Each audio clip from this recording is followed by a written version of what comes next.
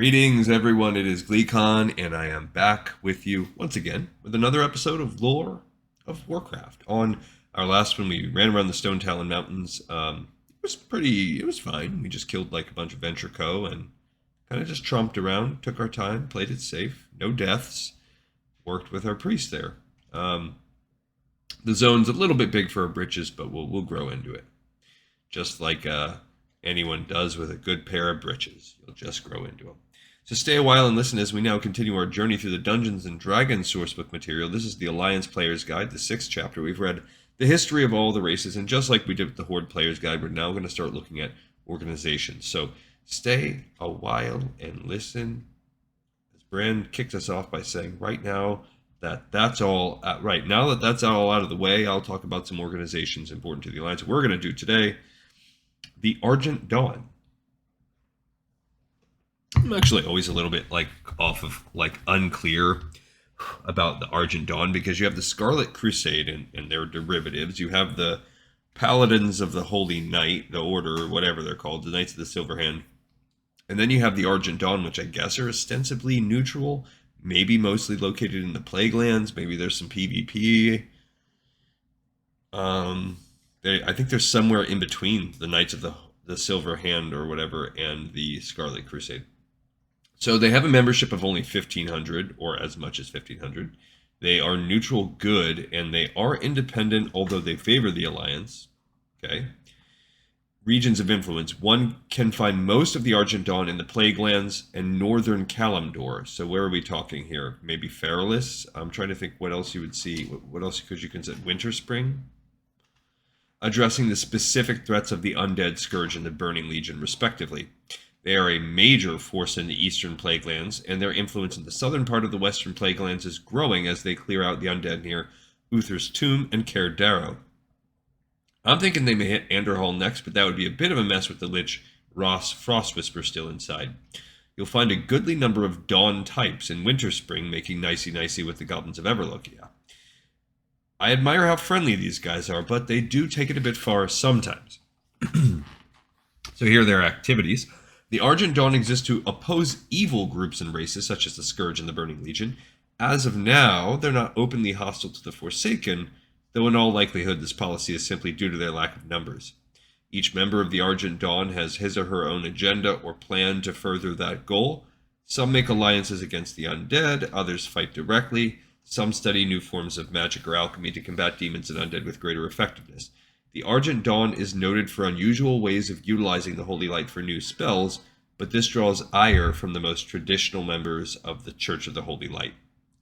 The Argent Dawn is a recently formed organization, or at least they didn't make it obvious to the public until a few years ago. I certainly hadn't heard of it until recently, and I hear about damn near everything. Besides, we all know knights aren't the best at being sneaky. Anyway, these lads seem to have a hand in helping out all over the globe, and as such they've picked up quite a few friends and enemies alike. Many members of the Argent Dawn are also Knights of the Silver Hand, or former knights, and they hold a few former and current members of the Kirin Tor in their ranks as well. Interesting. The Magi work well together with these undead slaying types, since Dalaran was hit by the Scourge, and many of the Kirin Tor want to strike back, and we know that many of them are basically evil. Beyond that, the organizations are compatible due to their interest in magical research. Okay, so that's interesting. It also kind of tracks. I do think in that manga that we read about, what's his name? The guy who's a Death Knight, basically, and his son killed him, or whatever. Where we saw some of how the Scarlet Crusade was formed. I kind of feel like in there, it shows how the Argent Dawn is like a splinter group of that. The Argent Dawn has its fair share of enemies, not the least of which are little things like the Burning Legion and the Scourge. The Twilight's Hammer, Servants of the Old Gods, Real Bastards also have the Argent Dawn on their hit list. Finally, those crazies in the Scarlet Crusade don't play well with the Argent Dawn either. If only because they operate on the same turf, and the Scarlets think all non-Scarlets are evil. Going to have to side with the Argent Dawn on that one. Yeah. Organization.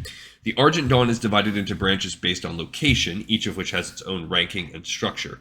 Non-members are not permitted to know the ranking of members of the organization, since that would make leadership figures into obvious targets for assassins and such. Some people call the Argent Dawn a secret society. I just call them weird. From what I've seen, their ranking structure is surprisingly simple. Specific regions have a commander who directly leads day-to-day activities, a council of officers, a group of elite Templars, and then there's everyone else. Templars have no real authority over standard members, but they are highly respected. The overall leader of the organization is not known to the public. Yeah, is it one of those guys? One of the sons? Okay, I'm drawing a blank on the name right now. Locations. The Argent Dawn has no official headquarters, but small branches exist in several major cities, including Stormwind and Darnassus. The majority of their members in the Plaguelands work out of the Light's Hope Chapel on the far east side of the eastern Plaguelands, but a good number of them inhabit a camp at Chillwind Camp on the border of the western Plaguelands and the Alterac Mountains as well. Those knights certainly have some stones. You wouldn't catch me camping out in that frozen hellhole. With ogres to the south and an undead-infested graveyard right on their borders, the Templars at Chillwind have their work cut out for them. And it seems like Farinel might be our first person to encounter those. Members. The Argent Dawn admits members of any race and profession so long as they are dedicated to the opposition of evil in the world. They screen their members carefully, however, so the seemingly open-minded recruitment policy can be misleading. Most potential members are required to use minor magic items to gather Scourge Stones from defeated undead creatures to prove the combat ability of the applicant. That seems like a grindy type of thing that we'll do towards the end of the game. Apparently that wasn't good enough for me. I actually had to go demon hunting with a lot of them to show the Argent Dawn members what I was made of. Members are also expected to uphold the virtues of the light, even if they're not followers of the light themselves. This expectation is to be plain the tricky part. They can get pretty antsy about what their members do or say, especially in public. Interestingly, we have, I'm guessing, what I would take to be Argent Dawn fighting like a dragon. Young members of the Church and the Silver Hand seem to find the Argent Dawn appealing, since the elders of their groups seem to be stuck on certain traditions that no longer apply. The Argent Dawn as a whole seems unusually youthful. Some leaders actually appear much younger than they should be, which I find suspicious. All right, here are their leaders. There's Lord Maxis Tyrosus, who is a human male paladin warrior, 14 and 4. Lord Maxwell Tyrosus is the leader of the Argent Dawn in the Plaguelands and one of the highest-ranking officers in the organizations as a whole.